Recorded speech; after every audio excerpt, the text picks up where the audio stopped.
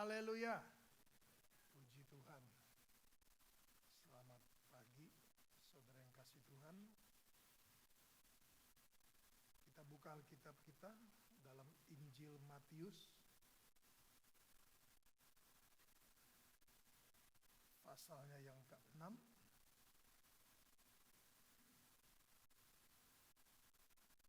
ayatnya yang ke-25 sampai ayatnya yang ke-34. Satu perikop dengan perikop hal kekhawatiran. Injil Matius pasal 6 ayat 25.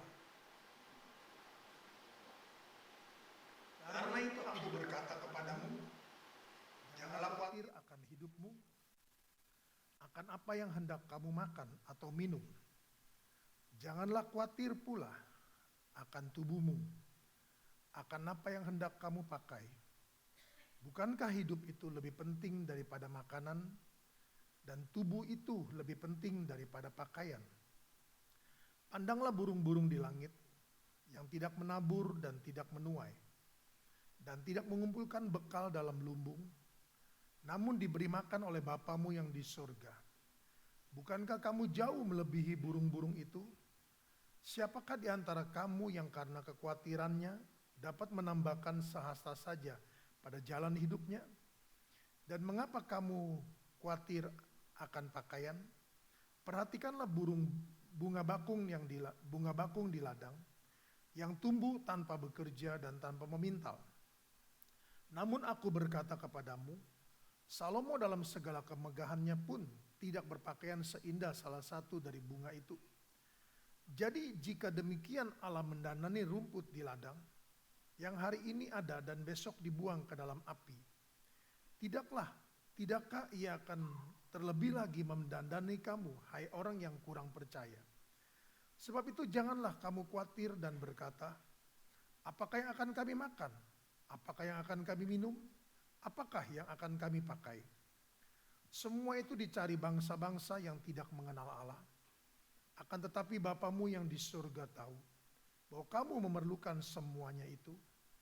Tetapi carilah dahulu kerajaan Allah dan kebenarannya, maka semuanya itu akan ditambahkan kepadamu. Sebab itu janganlah kamu khawatir akan hari esok, karena hari esok mempunyai kesusahannya sendiri. Kesusahan sehari cukuplah untuk sehari. Haleluya. Saudara kasih Tuhan, ayat-ayat yang sudah tidak asing, ayat-ayat yang sering kita dengar, namun kembali lagi banyak orang Kristen yang tetap khawatir dan khawatir. Nah, hari ini kita akan membagi ayat-ayat ini menjadi dua bagian. Yang pertama adalah kita khawatir akan makan, minum, pakaian, dan papan. Dan kita khawatir dan khawatir dikatakan. Bahkan dikatakan diumpamakan dengan burung-burung di langit dan juga dengan bunga bakung di ladang. Dan saya ingin menanamkan dalam ayatnya yang ke-27. Siapakah di antara kamu yang karena kekhawatirannya dapat menambahkan sehasta saja pada jalan hidupnya? Kita khawatir dan khawatir. Apapun yang datang pada kita untuk menguatkan kita, untuk memotivasi kita, untuk memberikan satu pengharapan kepada kita. Ayat 27 menyatakan bahwa kita tetap dalam kondisi seperti itu. Oleh karena itu Yesus berkata, apakah dengan kekhawatiranmu engkau bisa mengubah segala sesuatu? Apakah tetap dengan stresmu, bahkan sampai depresimu, apakah itu bisa mengubah kondisi yang ada? Bahkan dikatakan kita tidak bisa menambah jalan hidup kita. Kita tidak tahu akan hari esok. Kita tidak tahu ketika kita meninggalkan rumah. Kita tidak tahu akan segala sesuatunya, langkah-langkah kita di hari ini dan hari-hari selanjutnya. Dan apakah itu bisa mengubah segala kondisi-kondisimu? Firman Allah berkata, tidak. Melainkan engkau akan terhanyut dan engkau akan terus mengikuti arus. Engkau khawatir, dan khawatir.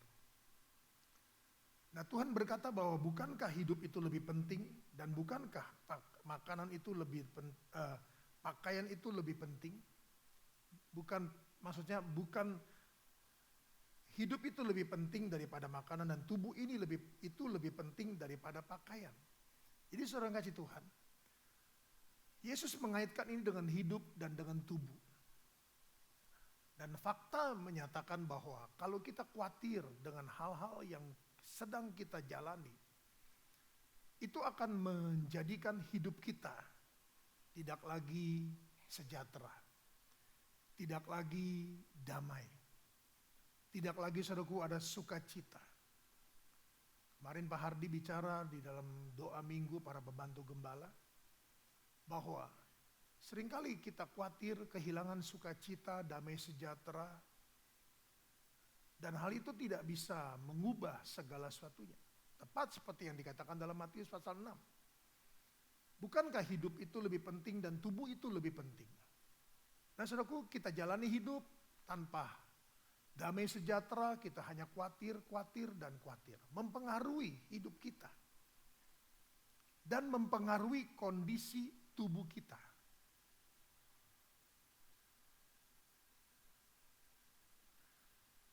Mempengaruhi kondisi tubuh kita, saudaraku. Sehingga harusnya kita lewati hari ini dengan sehat, karena hati yang gembira, saudaraku. Tetapi kita lewati hidup ini dengan susah payah. Waktu seakan-akan panjang dan bertambah panjang. Sehingga mempengaruhi hidup kita, saudaraku. Makan gak enak, kerja gak damai, usaha gak tenang. Apa yang dipikirkan? Tubuh. Apa yang dipikirkan? Khawatir. Masalah, kebutuhan, dan sebagainya. Saudara kasih Tuhan, ini beda dengan tantangan dalam kita menjalankan tugas kita. Ini beda, saudaraku. Kalau kita menjalankan tugas kita penuh dengan kewajiban seperti dikatakan dalam surat Kolose. Bahwa kita melakukan itu seperti untuk Tuhan, bukan untuk manusia. Karena kita diberikan tugas. Tapi saudaraku, hari ini topiknya adalah bicara tentang kekhawatiran yang mempengaruhi hidup kita dan mempengaruhi kesehatan kita. Dan Yesus tanamkan apakah itu bisa mengubah segala satunya? Tidak. Masalahmu tetap ada, yang menimbulkan kekhawatiranmu tetap ada. Dan akan mempengaruhi hidupmu dan tubuhmu, kesehatanmu. Kita khawatir suku tidak bisa mengubah segala satunya. Malah kita yang rugi. Kita saudaraku hidup dengan susah payah. Kita saudaraku menjalani hidup juga melewati hari dengan susah payah. Kesehatan terganggu saudaraku. Itu yang pertama. Nah yang kedua, dikatakan bahwa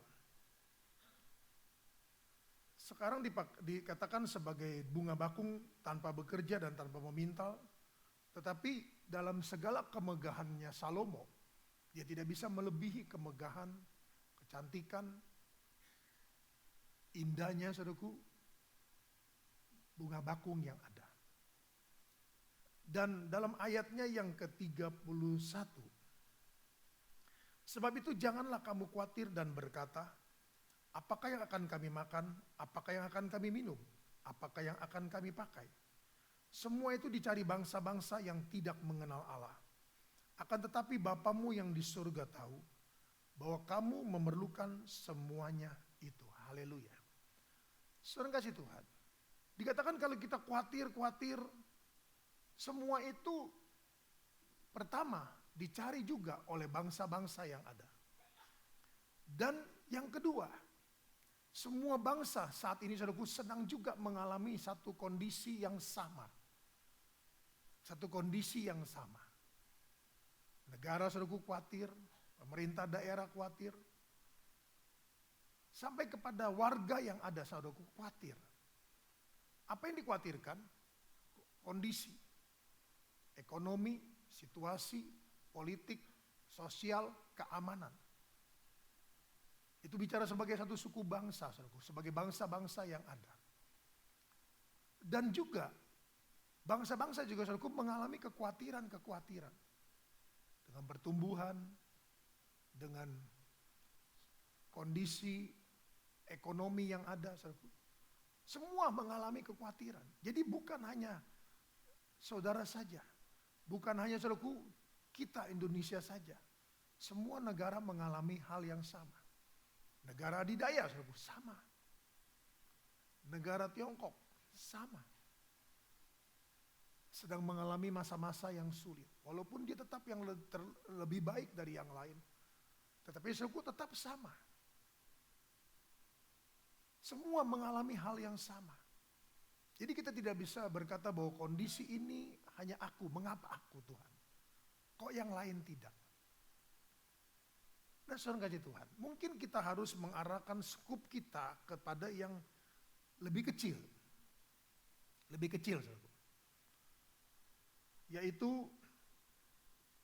kita jangan terlalu menerawang hal-hal yang besar seperti dikatakan dalam Roma pasal 12. Mari kita bekerja, mari kita berkarya, mari kita berharap, mari kita beriman, mari kita juga saudaraku berkasih dengan kondisi yang kita miliki. Yang kita miliki. Kan dikatakan dalam Roma pasal 12 ayat 3. Bekerjalah sesuai dengan iman yang engkau miliki. Jangan engkau beriman kepada hal-hal yang terlalu besar. Sedangkan engkau tidak mempunyai iman yang cukup untuk mencapai itu. Dan iman orang Kristen hari-hari ini saudaraku sedang fleksibel. Dalam arti kata nanti bisa beriman yang kuat, tapi ketika ada masalah saudaraku dengan apa yang kita imankan itu, kita mulai berubah. Timbul apa? Kekhawatiran. Kekhawatiran. Nah bagaimana saudara kasih Tuhan kita dapat memelihara secara konstan iman kita itu? Ingat iman itu datang dari pendengaran. Pendengaran akan firman Kristus. Nah saudara kasih Tuhan, sebelum kita sampai ke sana, Yesus berkata, perbedaannya antara kita dengan bangsa-bangsa yang lain. Maksudnya saudaraku yang tidak memiliki Allah. Yang tidak mempunyai Allah. Kita punya Bapa yang di surga. Yang tahu kebutuhan kita. Itu kelebihan kita saudaraku. Itu yang harus kita banggakan dan kita harus hargai sebesar-besarnya. Dan kita saudaraku harus mengapresiasi bahwa kita ini bagian dari orang-orang yang dipilih Allah. Dipanggil dan dipilih Allah.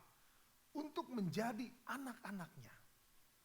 Untuk menjadi anak-anaknya.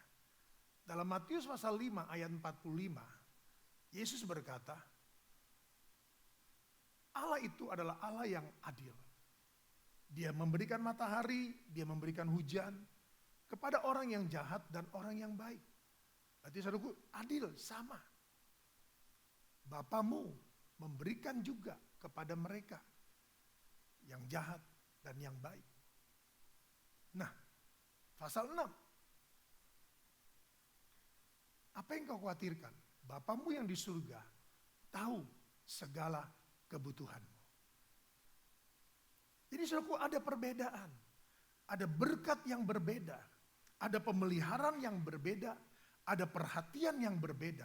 Ada kepedulian yang berbeda. Ada pernyataan Tuhan yang berbeda. Setiap bangsa, saudaraku, baik jahat maupun tidak, menerima hari yang sama, 24 jam, dan juga menerima kondisi dunia yang sama, matahari dan hujan. Tetapi kita, saudaraku, yang dipanggil dan dipilih oleh Allah, mempunyai satu perbedaan. Allah lebih memperhatikan kita, Allah lebih, saudaraku, peduli dengan kita. Allah lebih dari segala sesuatunya, saudaraku. Perhatiannya yang begitu luar biasa. Bahkan dikatakan dalam Roma pasal 8. Kalau anaknya saja yang dikasihnya tidak disayangkannya, tetapi dikorbankannya untuk kita. Apakah lagi kebutuhan kita? Apalagi, saudaraku, keperluan kita? Apakah lagi hal-hal yang kita butuhkan dalam hidup ini? Masakan dia tidak memberikannya kepada kita? Masakan dia tidak memberikannya kepada kita? Ingat, dia adalah Allah yang penuh perhatian, Allah, saudaraku, yang tahu apa yang dia harus perbuat, Allah yang adalah Allah yang peduli, saudaraku, dalam hidup kita. Puji Tuhan. Beberapa waktu yang lalu dalam pertemuan para pembantu gembala, Pak Yosi menyatakan, saudaraku, berdasarkan satu case yang ada, dia katakan mengapa kita tidak membawa Bapak Gembala untuk cek, periksa jantung. Sepakat, saudaraku, dibukinglah harinya. Nah, kemarin hari Sabtu, setelah doa pagi para pembantu gembala, saya diantar oleh Pak Yosi pergi ke rumah sakit Abdi Waluyo. Karena saya itu tidak pernah, semua ditanyakan oleh suster, oleh dokter jaga, saudaraku, oleh dokter yang jaga di ruang CT scan. Bapak pernah ini? Saya bilang enggak pernah. Dan kalau saya tidak diantar oleh Pak Yosi, saya katakan saya tidak tahu step-stepnya, saudaraku. Saya dimasukkan suntikan, saudaraku, air kontras namanya. Ketika itu dimasukkan, saudaraku, semua ini panas. Dan maaf kata, serasa ngompol istilah umumnya. Padahal dikatakan tidak, jadi hanya perasaan karena panas. Dan setelah itu, suster dan dokter hanya bilang, Bapak dalam 24 jam tidak boleh minum minuman yang berwarna. Tidak boleh minum minuman yang beralkohol, tidak boleh minum minuman yang mengandung soda. Hanya itu, saudaraku, dalam 24 jam. Tapi tidak, dia dikatakan dalam Bapak harus minum 2 liter minimal 2 liter. Udah, saudaraku. Nah, pengertian saya adalah sampai 24 jam saya harus minum minimal 2 liter. Nah, itu mah kecil bagi saya, saudaraku. Lebih dari 2 liter saya biasa minum. Tapi ketika saya keluar dari ruang itu, Pak Yosi langsung, saudaraku, membawa dari rumah itu 2 botol berisi 575 mili per botol. Dan dia katakan, Bro, minum, habisin. Saya bilang, 2 botol ini? Iya, habisin. Nah, saya mau tahu dong, kenapa? Setelah saya minum 1, saudaraku, disodorin lagi yang 1, minum. Sampai ke belakang, saudaraku, 2 kali. Nah, saya tanya, kenapa? Ternyata, saudaraku, air kontras itu atau, ya, saya katakan air aja lah. Itu ternyata mengendapnya di ginjal. Jadi dia harus dikeluarkan melalui minum dan dikeluarkan melalui air seni. Memang dokter bilang, Bapak nanti minum harus banyak minum dan itu akan dikeluarkan, disterilkan kembali melalui air Bapak minum. Air putih ya Pak, nggak boleh air berwarna. Nah, saya kasih Tuhan. Kalau tidak, saya pikir ya udahlah, minum sebotol cukup, saudaraku. Nanti beli lagi minum sebotol. Tidak, ternyata dengan kondisi pengalaman yang ada, saudaraku, saya dapat berkat. Saya dapat berkat. Saudara tahu, sampai pukul 4 Pak Yosi baru saya antar pulang bersama dengan Ferdi. Pukul 4 sore, saudaraku. Dan kita menjemput Sesweni, makan bersama. Dia tiba di rumah jam 4.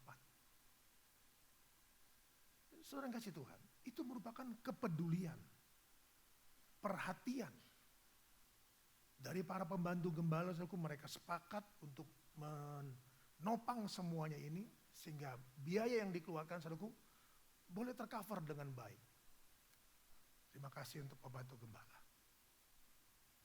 Nah, saudaraku, kalau pembantu gembala saja bisa menaruh perhatian terhadap seorang hambanya, apalagi Bapak kita ini di surga. Amin. Apalagi Bapak kita, saudaraku. Dia jauh lebih perhatian. Dia jauh saudaraku lebih care, lebih peduli dengan kondisi yang saudara alami. Namun kita yang membuat dia tidak sanggup melakukan segala sesuatunya. Itu kita saudaraku lebih senang hidup dengan khawatir. Padahal Tuhan sudah bilang khawatir ini akan mempengaruhi hidupmu dan akan mempengaruhi tubuhmu.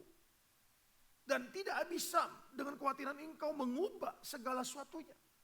Tapi mari, Bapak bilang, ada aku. Ada aku yang menjadi bapamu. Ada aku yang bisa berbuat sesuatu. Ada aku yang jauh lebih daripada burung di udara yang aku pelihara. Bunga bakung yang aku dandani. Bahkan Salomo yang kaya saja tidak berpakaian seperti itu. Tidak seindah seperti itu. Masakan aku bapamu membiarkan engkau? Masakan aku bapamu meninggalkan engkau? Tidak. Dia peduli, saudara. Tetapi kepedulian Allah itu juga harus disertai oleh kita. Kita mau keluar, saudaraku, dari kondisi khawatir yang mempengaruhi hidup dan tubuh kita. Dan kita harus beriman, percaya, menyerahkan hidup kita seperti Sadrak, Mesak, dan Abednego kepada Tuhan. Kita harus serahkan seluruh hidup kita sepenuhnya kepada Tuhan karena kita tahu Dia Bapa adalah Bapa yang peduli. Nah, kita serahkan seluruh, kita percaya, tentu didasari dengan apa? Iman. Tadi saya sudah mengutip, iman itu datang dari pendengaran akan firman Kristus. Nah, bagaimana saudaraku kasih Tuhan kita dapat menerima itu semua? Ayat 33, Tuhan memberikan saudaraku jalannya bagi kita. Karena dia tidak bisa berbuat sesuatu saudaraku tanpa kita yang juga mau membuka diri untuk kita menghargai kepedulian dan perhatian Allah itu dalam hidup kita. Ayat 33. Tetapi carilah dahulu kerajaan Allah dan kebenarannya, maka semuanya itu akan ditambahkan kepadamu. Halo? Nggak percaya ya? Iya nggak percaya om, soalnya ada pertamanya. Kalau pertamanya nggak ada, yang keduanya akan ditambahkan kepada saya. Itu saya 1000 kali amin. Amin. Saudaraku, yang kedua itu tidak akan terjadi apabila yang pertama itu kita tidak kerjakan. Yang kita tidak kerjakan. Jangan kita mau menuntut hak kita apabila kita tidak melakukan kewajiban kita.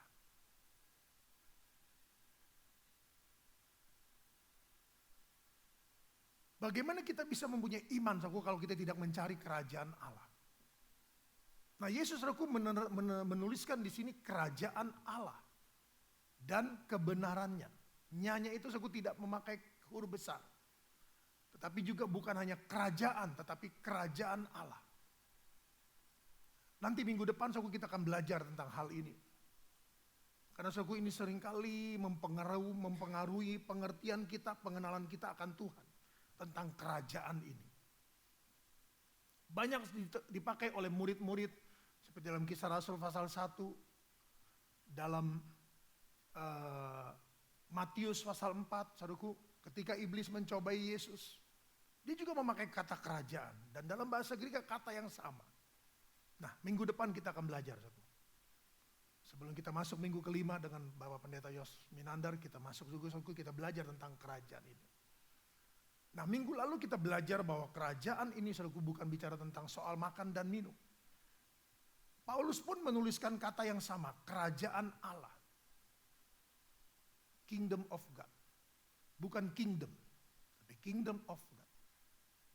Kingdom of heaven. Nah, banyak kerajaan yang dinyatakan. Minggu lalu kita belajar tentang kerajaan itu seringkali orang menjadikannya itu kerajaan perihal jasmani.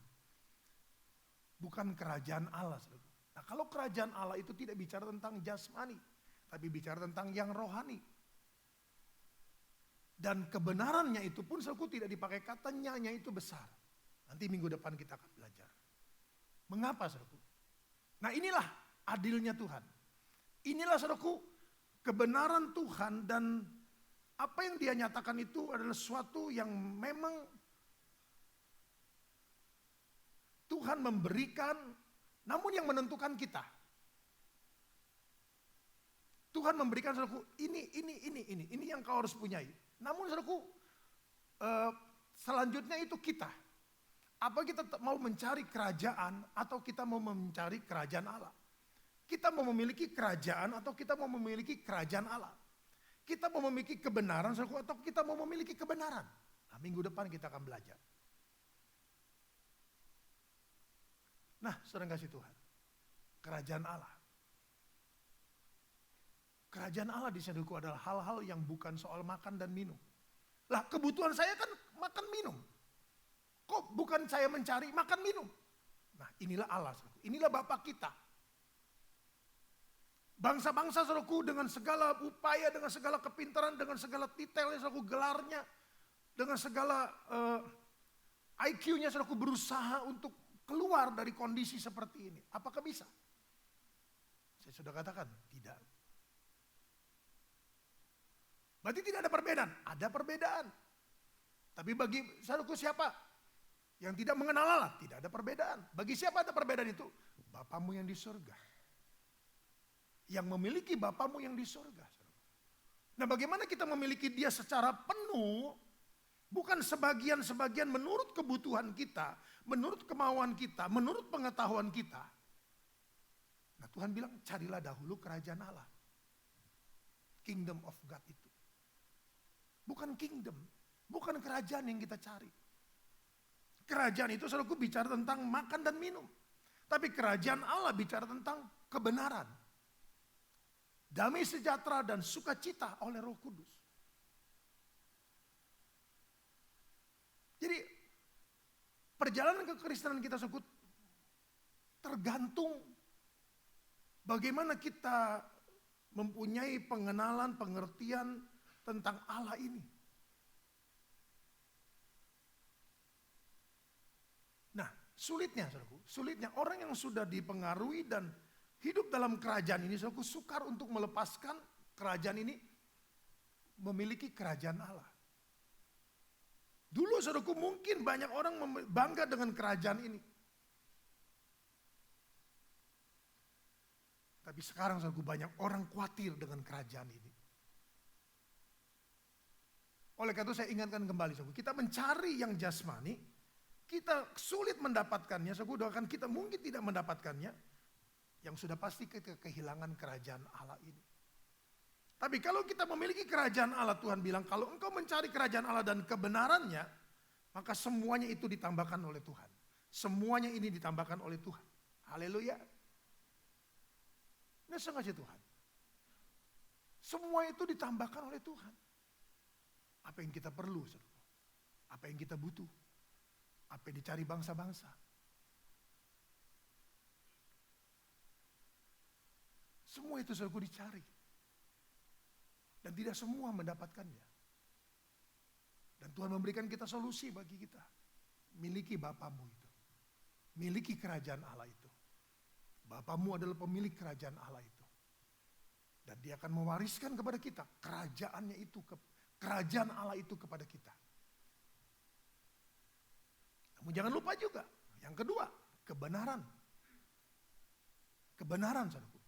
Nah, minggu depan kita akan belajar tentang dua hal ini. Nah, puji Tuhan, saudaraku.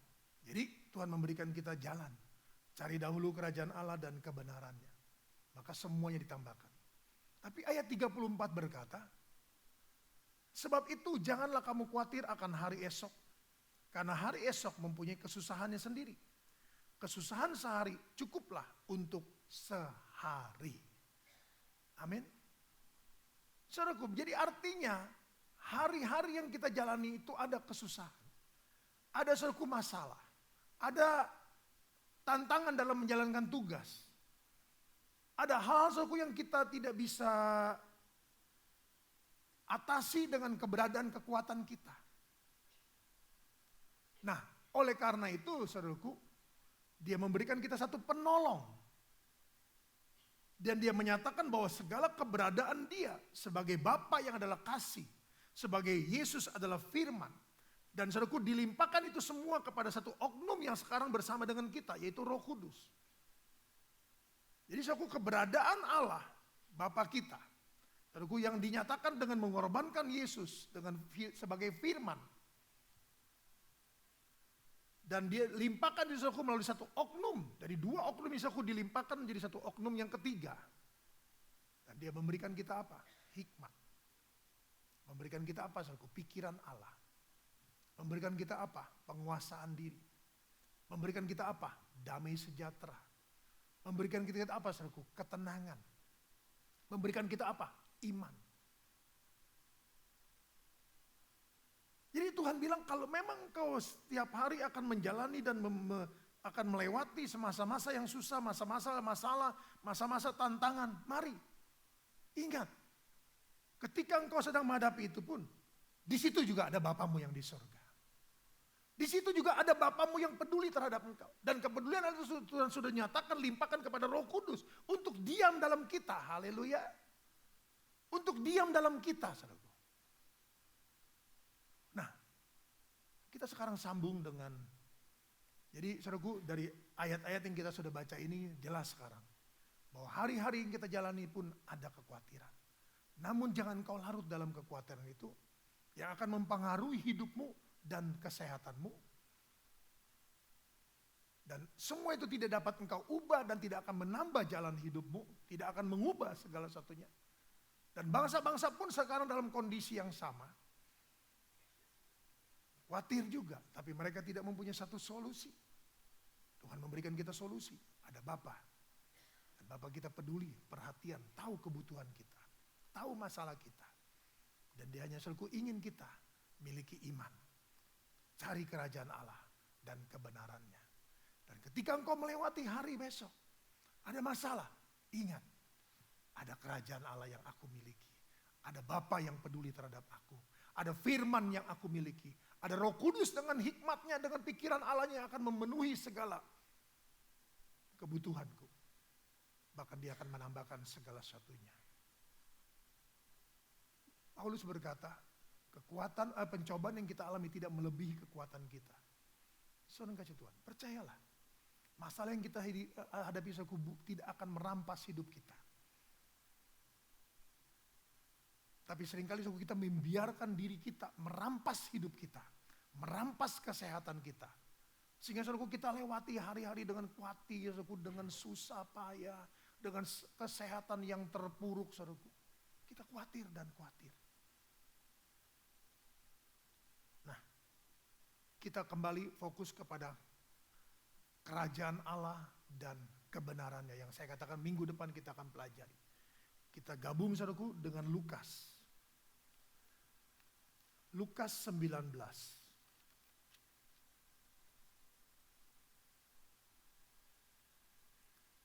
Ayatnya yang ke-11. Lukas 19 ayatnya yang ke-11.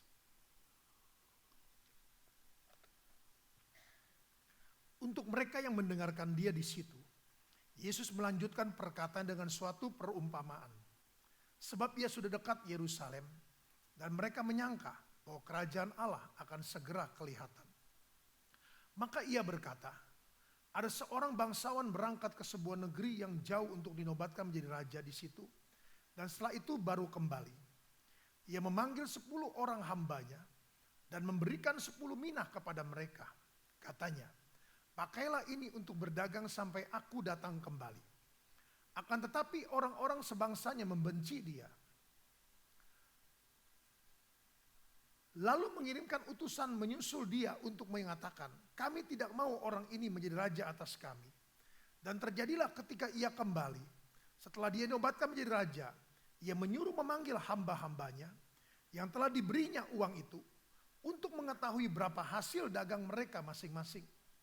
Orang yang pertama datang dan berkata, Tuan, mina Tuan yang satu itu telah menghasilkan 10 mina. Katanya kepada orang itu, baik sekali perbuatanmu itu, hai hamba yang baik, engkau telah setia dalam perkara kecil. Karena itu terimalah kekuasaan atas 10 kota. Sampai di situ.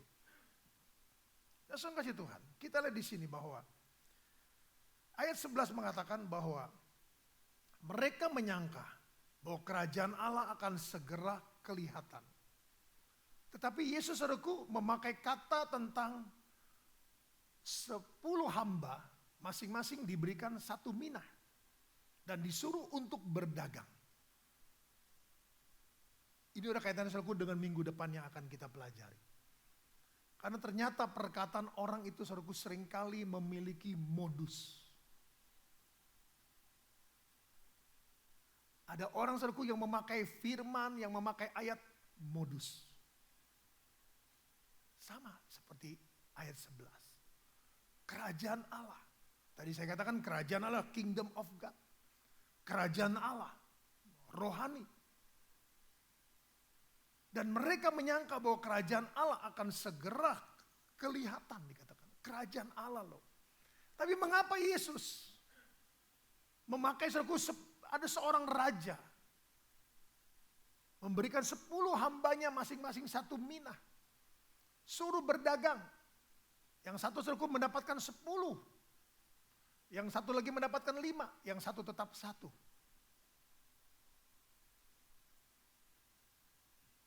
Nanti saudaraku kita lihat. Tetapi yang ingin kita kaitkan adalah dengan Matius 6 ayat 33 saudaraku. Tentang kerajaan Allah itu dan kebenarannya akan ditambahkan kepada kita.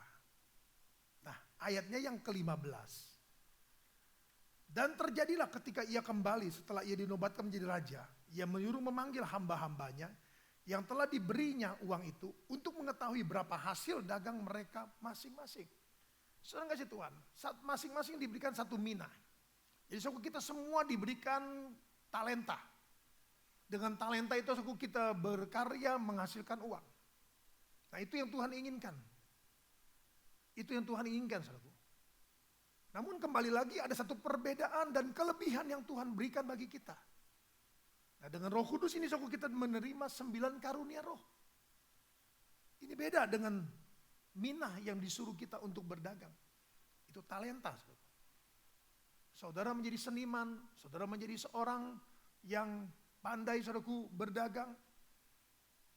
Saudara menjadi seorang pekerja yang luar biasa yang menghasilkan saudaraku berkat keberhasilan bagi perusahaan di mana saudara ditempatkan. Dan bekerja sama dengan apa? Dengan hikmat, dengan Roh Kudus. Nah saudara yang kasih Tuhan. Dikatakan di sini bahwa dia akan memberikan itu saudaraku, perhatian itu bukan hanya ketika dia datang kembali saudaraku. Nah bukan hanya datang kembali sebagai raja. Kita tahu saudaraku nanti Yesus akan datang sebagai raja di atas segala raja. Tuhan di atas segala Tuhan. Tapi saya kasih Tuhan, kata ayat 15 ini setelah ia dinobatkan menjadi raja saudaraku, adalah setelah dalam bahasa Greka saya kasih Tuhan mempunyai pengertian bahwa setelah dia memulihkan saudaraku. Setelah dia memulihkan segala sesuatu. Setelah saudaraku dia memberikan apa yang sudah hilang dari kerajaan Allah itu saudaraku, dan bagi anak-anaknya apa yang sudah hilang itu Tuhan harus pulihkan dulu.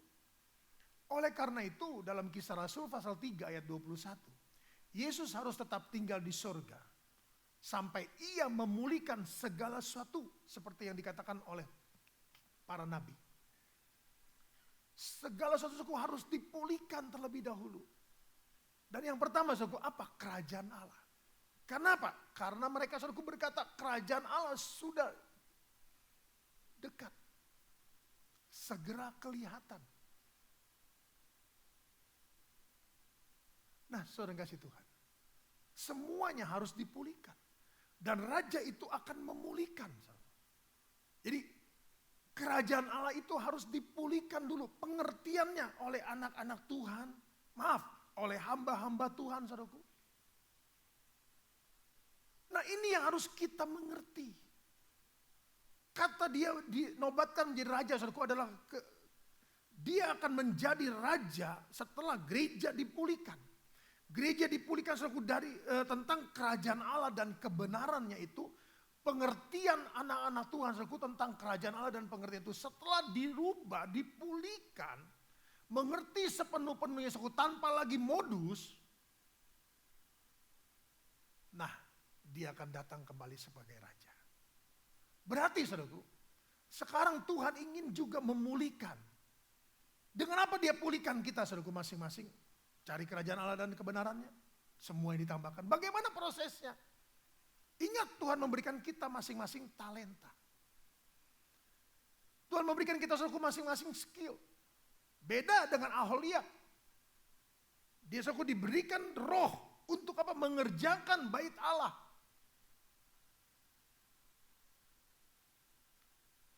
Nah,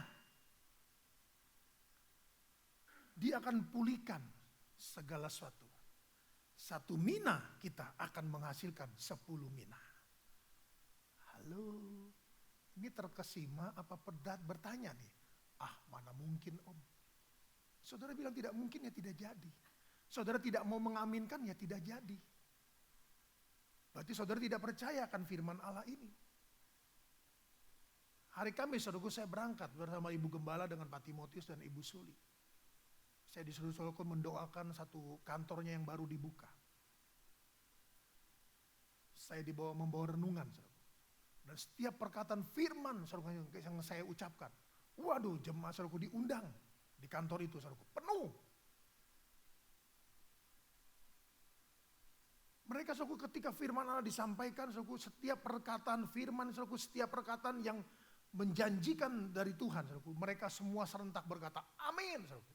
Jadi suara saya itu tenggelam dengan suara amin itu. Di sini berbeda. Suara amin tenggelam dengan suara saya.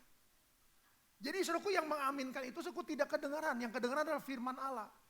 Jadi Tuhan bilang, kamu sampaikan firman Allah dan mereka berkata tidak kedengaran apa yang mereka katakan, amin. Ya udah, kamu terima saja berkat itu. Tidaklah heran, saudaraku, saya adalah lewati hari dengan penuh sukacita. Saudara melewati hari dengan penuh apa? Nah, saudara jawab sendiri. Yang rugi siapa? Saya? Enggak. Saya ketemu, saudaraku, kalau orang-orang yang di kota itu, setiap Jumat saya ke kota. Ketemu orang-orang yang dulu ketika belanja, ketika saya dagang. Ketika saya buka restoran. Mereka selalu berkata, Nyan, lu kok dari tahun ke tahun begini-gini aja. Lah maunya bagaimana? Kayak gue dong, gue bangga nih. Gue udah tua, waduh. Bangga, saudaraku, dengan muka stresnya itu, bangga, saudara. Apa rahasianya? Rahasianya ikut Tuhan. Tapi saya katakan ikut Tuhan, saudaraku, saya mencerminkan hidup saya ikut Tuhan. Itu, saudaraku. Jadi penginjilan yang paling efektif saya ulangi, saudaraku. Ini tidak termasuk dari khotbah ini. Tapi saya ingin katakan bahwa penginjilan paling efektif adalah kalau kita menyatakan bahwa kita orang Kristen, mari tunjukkan kekristenanmu. Haleluya. Tunjukkan surat terbuka ini. Tanda-tanda Kristus dalam hidup kita. Nah, saya katakan kembali. Mari, saudaraku, kita belajar untuk merespon. Mereka itu, saudaraku, adalah Protestan. Tapi mereka, saudaraku, mempunyai iman orang Pantekosta. Dan mereka, saudaraku, memiliki kegerakan Pantekosta. Karena mereka menyambut setiap firman yang disampaikan, saudaraku, dengan suara keras. Amin. Dari kiri, kanan, saudaraku, depan, belakang saya, saudaraku, semua meneriak amin. Terima kasih Tuhan. Mari, Tuhan ingin memulihkan segala satunya. Selama, saudaraku, kita berhidup dalam Tuhan, mencari kerajaan Allah yang sesungguhnya. Dan Tuhan, saudaraku, sedang memulihkan kerajaan Allah dalam ayat 11 ini. Oleh karena itu dia menyatakan kembali kepada bangsa Israel yang ada. Bahwa mari, carilah dahulu kerajaan Allah yang sebenarnya. Dan itu akan diterima oleh engkau. Kalau engkau ingin menjadi kerajaan Allah, Tuhan akan pulihkan. Dan dia akan datang kembali sebagai raja yang kedua kalinya. Tetapi sebelum dia itu, dia harus pulihkan. Dan Tuhan ingatkan, masing-masing kau punya talenta. Masing-masing kau punya kepandaian. Masing-masing kau punya pengetahuan. Masing-masing kau mempunyai segala sesuatu yang sudah engkau terima di bangku. Baik sekolah maupun sampai kuliah. Itu semua sudah engkau terima. Mari pergunakan itu dengan sebaik-baiknya. Dan Tuhan berjanji akan pulihkan. Akan pulihkan. Jadi yang dipulihkan siapa, saudaraku? Memiliki Bapa. Memiliki kebenaran kerajaan Allah dan kebenarannya. Baru, saudaraku, kita menerima pemulihan itu. Jadi kalau dikatakan carilah dahulu kerajaan Allah dan kebenaran, maka semuanya akan ditambahkan. Saudaraku, jangan kita buang ini. Kita hanya mau semuanya itu ditambahkan. Tidak mungkin, saudaraku. Tuhan sedang bekerja untuk memulihkan kondisi-kondisi yang ada. Tapi terutama yang dia akan pulihkan terlebih dahulu kerajaan Allah dan kebenarannya. Jadi siapa yang mau menerima pemulihan itu, dia akan mendapatkan, saudaraku, 10 mina. Selesai sampai di situ? Tidak. Tuhan tambahkan lagi bonus. Apa saudaraku? 10 kota. 10 kota di sini saudaraku bukan bicara tentang mina, keberhasilan dari satu mina, saudaraku, bukan. Tetapi Tuhan memberikan kita saudaraku satu kota, tanggung jawab yang lebih besar. Bukan satu tetapi 10. Namun Tuhan bilang, kerajaan Allah jangan dilupakan. Jangan karena engkau mendapatkan dari satu mina, engkau mendapatkan 10, engkau sudah kehilangan kerajaan Allah. Bagaimana Tuhan bisa memberikan engkau 10 kota? Dengan 10 mina aja engkau sudah seringkali melupakan aku. Mau 10 kota? Tuhan bilang tunggu dulu. Kasih Tuhan. Ini kondisi-kondisi yang kita harus mengerti. Ini sedang berjalan dalam gereja Tuhan. Tinggal kita mau tidak kita masuk dalam kondisi yang Tuhan inginkan dan kita menerima apa yang Tuhan janjikan. Kalau kita tidak mau masuk dalam kondisi yang Tuhan janjikan, Tuhan ingin kita jalani, maka kita tidak akan mendapatkan apa yang Tuhan janjikan. Itulah Tuhan kita, itulah Bapa kita. Kita lihat ayatnya yang ke-14. Akan tetapi orang-orang sebangsanya membenci dia, lalu mengirimkan utusan menyusul dia untuk mengatakan, kami tidak mau orang ini menjadi raja atas kami. Ini masalahnya. Ini masalahnya, saudaraku. Kita seringkali menolak dia menjadi raja atas kita. Apa raja ini, saudaraku? Raja ini kecil, belum dia menjadi raja besar. Apa, saudaraku, ayat 15? Pemulihan. Kita seringkali, saudaraku, menolak pemulihan yang Allah sedang kerjakan dalam hidup kita. Kita ingin, saudaraku, Tuhan memberkati kita, Tuhan memulihkan kita, tapi kita tidak mau, saudaraku, kasih Tuhan masuk dalam menjadikan dia raja dalam hidup kita. Menjadi, saudaraku, pemulih dalam hidup kita. Kita tidak mau, saudaraku. Kita menolak dia.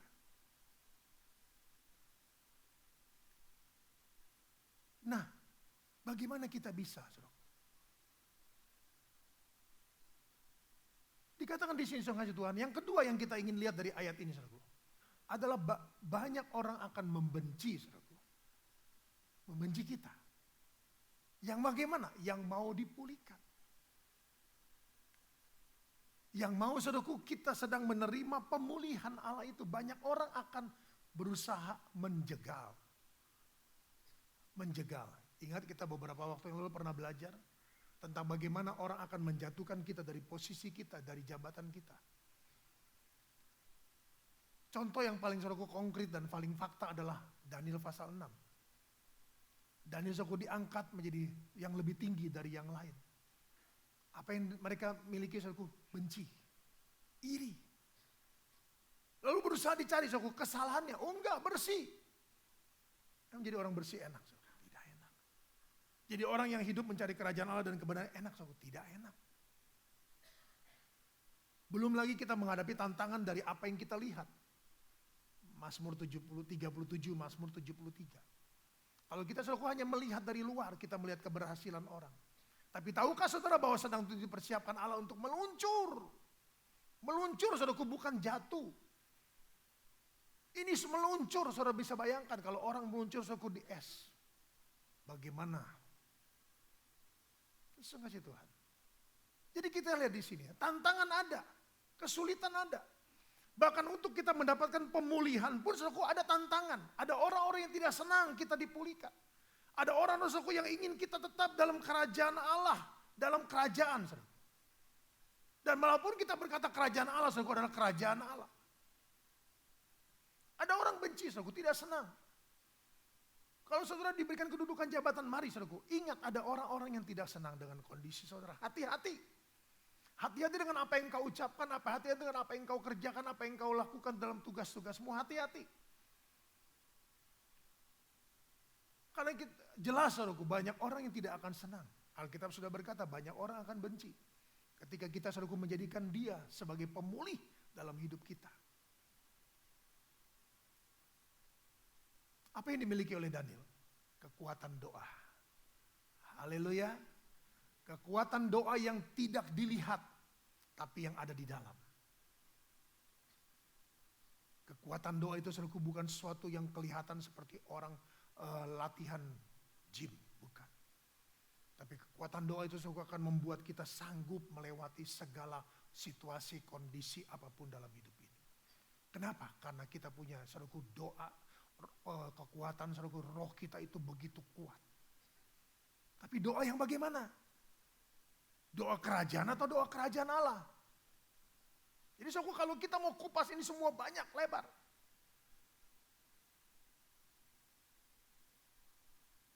Ingat, ada orang yang berusaha menjatuhkan engkau. Di tengah perjuanganmu untuk memulihkan kerajaan Allah dalam hidupmu. Dan ke posisi kejabatanmu, kedudukanmu juga akan banyak orang saudaraku ingin berusaha menjatuhkan engkau. Jadi saya kasih Tuhan memang orang Kristen itu memerlukan pengertian yang sangat. Pengetahuan saudaraku yang benar. Sehingga kita tahu saudaraku bahwa kalau kita sulit untuk mencari kerajaan Allah saudaraku. Ya, ini satu perjuangan bagi kita. Ini satu saudaraku pertandingan bagi kita. Ini satu perjalanan hidup kita sebagai orang Kristen untuk meraih kerajaan Allah itu. Dan kalau saudara sudah berhasil melangkah, saudaraku masuk dalam kondisi seperti itu, ingat juga ketika Tuhan naikkan engkau, ada tantangan di luar. Ada tantangan saudaraku orang-orang yang berusaha menjatuhkan engkau. Tapi hadapilah itu dengan doa. Doa dan doa. Bagaimana doa kita? Mengutuk orang itu? Tidak. Memberkati orang itu. Haleluya. Memberkati orang itu. Saudaraku. Doa. Kekuatan doa itu luar biasa. Kedahsyatan doa itu saudaraku luar biasa. Ingat minggu lalu kita belajar apa? Tentang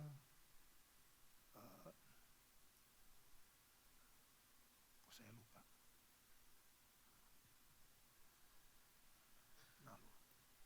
Kok blank ya?